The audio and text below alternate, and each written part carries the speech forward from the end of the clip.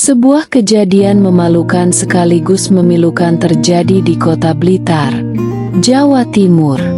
Peristiwa ini menyedot perhatian publik karena melibatkan konvo perguruan silat yang justru berakhir dengan aksi kekerasan terhadap seorang warga sipil.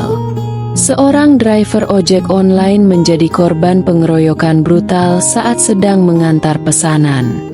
Kasus ini bukan hanya menyisakan luka fisik, tapi juga luka sosial di tengah masyarakat yang kian gerah dengan ulah oknum dalam organisasi massa. Cerita ini disusun berdasarkan fakta yang telah diberitakan media. Namun demi menjaga etika dan menghindari penghakiman terhadap individu, kami menyamarkan nama para pihak. Narasi berikut ditulis untuk memberikan pemahaman, bukan untuk memperkeruh suasana atau menstigma organisasi tertentu. Tujuan utama adalah pembelajaran sosial tentang pentingnya pengendalian diri dan dampak dari kekerasan komunal. Berikut kisah lengkapnya. Senin malam, 1 Agustus 2022. Langit Kota Blitar mulai gelap saat jam menunjukkan pukul 22 waktu Indonesia Barat. Di salah satu sudut kota, tepatnya di pertigaan Jalan Imam Bonjol, Kecamatan Sananwetan, suasana mendadak berubah tegang. Sebuah konvoi rombongan perguruan silat tengah merayakan pengesahan anggota baru. Jalanan dipadati puluhan orang yang mengenakan seragam khas, sebagian mengibarkan bendera, sebagian membawa atribut lain. Di waktu yang sama, seorang pria bernama Reza, nama samaran, usia 32, seorang pengemudi ojek online yang tengah mengantar pesanan pelanggan, melintasi jalan tersebut. Ia baru saja melewati depan Mapolsek Sananwetan, mengarah ke utara. Saat itulah nasib buruk menimpanya. Dari arah berlawanan, rombongan konvoi itu menghentikan lajunya. "Berhenti! Berhenti!" teriak salah satu dari mereka. Reza yang tak ingin memperkeruh suasana memilih menuruti permintaan itu. Ia menepi dengan sopan, mematikan mesin motornya. Namun detik berikutnya menjadi mimpi buruk. Salah satu peserta konvoi, seorang pemuda bernama Bagas, nama samaran, usia 20, tiba-tiba mendekat dan tanpa peringatan memukulkan kain mori, atribut khas perguruan, ke arah wajah Reza. Saya kaget. Belum sempat bertanya ada apa, saya sudah kena pukul, ungkap Reza dalam laporan kepolisian. Setelah itu, Bagas turun dari motornya. Beberapa peserta konvoi lain, yang jumlahnya diperkirakan sekitar 15 orang, langsung menyerbu Reza. Pukulan dan tendangan menghujani tubuhnya.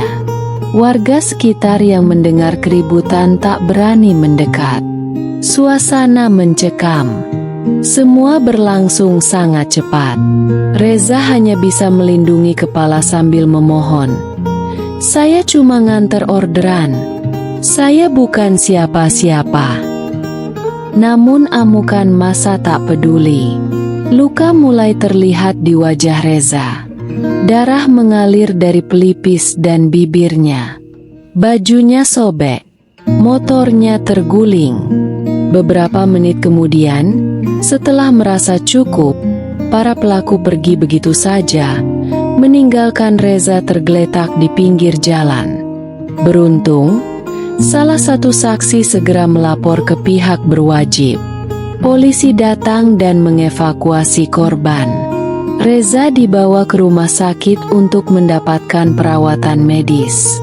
Dokter menyatakan ia mengalami luka lebam di beberapa bagian tubuh, termasuk wajah, lengan, dan punggung. Luka sobek di pelipisnya harus dijahit. Kasus ini dengan cepat menyebar di media sosial dan menuai kemarahan publik. Netizen mengecam tindakan brutal tersebut. Banyak yang mempertanyakan, bagaimana mungkin acara pengesahan bisa berubah menjadi ajang pengeroyokan? AKBP Argo Yono, Kapolres Blitar Kota, dalam konferensi pers mengungkapkan bahwa pelaku utama pengeroyokan telah diamankan. Kami telah mengamankan tersangka atas nama Bagas, BD, warga Gandusari, Blitar. Ia teridentifikasi jelas dalam rekaman CCTV dan keterangan saksi, jelas Kapolres. Menurut Argo, motif sementara pelaku adalah spontanitas dan euforia berlebihan dalam konvo. Namun polisi tetap akan mengusut keterlibatan peserta konvo lainnya. Kami tidak akan mentolerir kekerasan dalam bentuk apapun. Meski ini melibatkan organisasi besar, hukum tetap harus ditegakkan, tegasnya.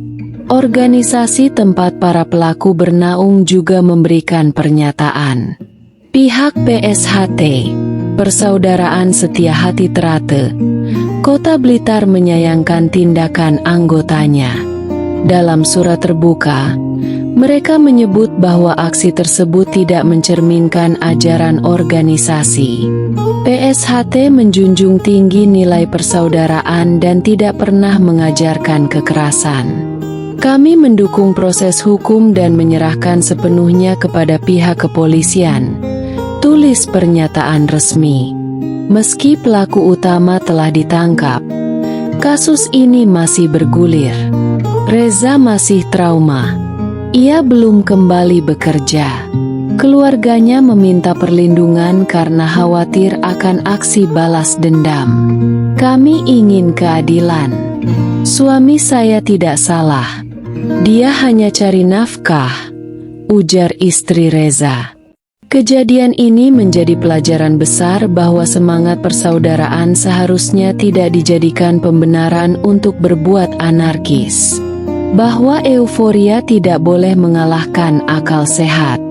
Dan bahwa setiap organisasi, sekecil apapun, wajib mengajarkan anggotanya untuk menjunjung hukum dan kemanusiaan. Kini, Reza masih menjalani pemulihan.